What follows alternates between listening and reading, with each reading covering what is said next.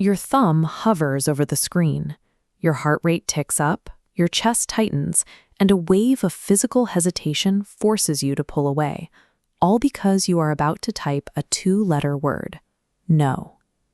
We are taught that this internal friction acts as a moral compass.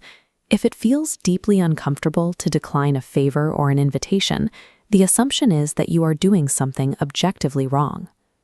This reflex is universally labeled as people-pleasing.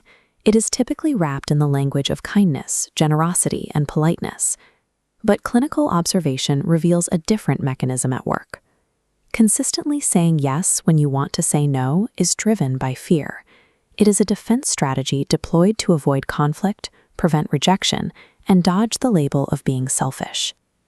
Agreeing to every request provides an immediate sense of safety in the moment.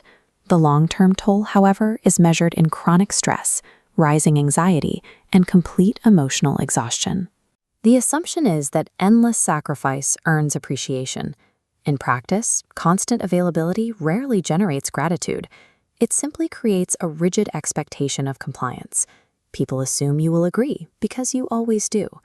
Protecting your own time and energy is a basic biological requirement for health.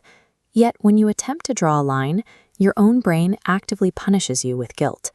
To understand why your nervous system fights your best interests, we have to look at how it was programmed. Children do not map the world using logic. They build their understanding of safety entirely through emotional reactions and physical feedback from the adults around them. When a child grows up in an environment where natural disagreement results in harsh criticism or sudden anger or emotional withdrawal, and the developing brain quietly takes notes, the brain establishes a strict biological rule to survive this environment. Any form of disagreement routes directly to emotional danger, entirely bypassing the pathway to safety. Decades later, the context has completely changed, but the mature nervous system still operates on this outdated map. Declining a casual request triggers the exact same rigid pathway, locked in place since childhood.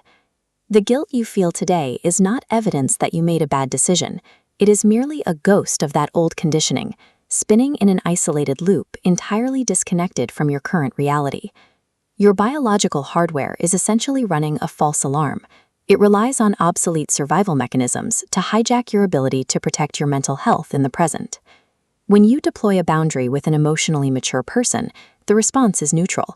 Healthy individuals process a no as a simple communication of personal limits. It carries no weight of rejection. Manipulative environments operate differently. When a limit is introduced here, it is met with immediate retaliation. Pressure is applied, criticism is voiced, and emotional levers are pulled to force a change in your answer. This relies on a strict transactional dynamic. The arrangement requires you to continually sacrifice your own needs in order to maintain the other person's comfort. The friction you experience reveals a clear pattern. The individuals who push back the hardest against your new boundaries are precisely the ones who were quietly benefiting from your lack of them. When toxic pushback occurs, it flawlessly reinforces the false childhood lesson. Your brain registers the external conflict and confirms its oldest, deepest fear. Saying no is dangerous. This explains the immediate psychological roadblock. When you finally successfully set a healthy boundary, you are instantly hit with a massive spike of guilt. The human brain prioritizes familiarity over objective health. Because setting a boundary is an unfamiliar action, the nervous system interprets the new behavior as a threat. Rewiring the map requires running a faint alternate pathway alongside the old fear response. Through simple exposure, every time you successfully communicate a limit, the brain receives new data. The old fear pathway gradually dims, and the new boundary becomes a solid path. Following this neurological shift, the emotional weather begins to change. Visceral guilt fades into profound peace, and the old fear is replaced by quiet confidence. Kindness does not require abandoning yourself. Healthy relationships run on mutual respect, not unlimited access to your energy.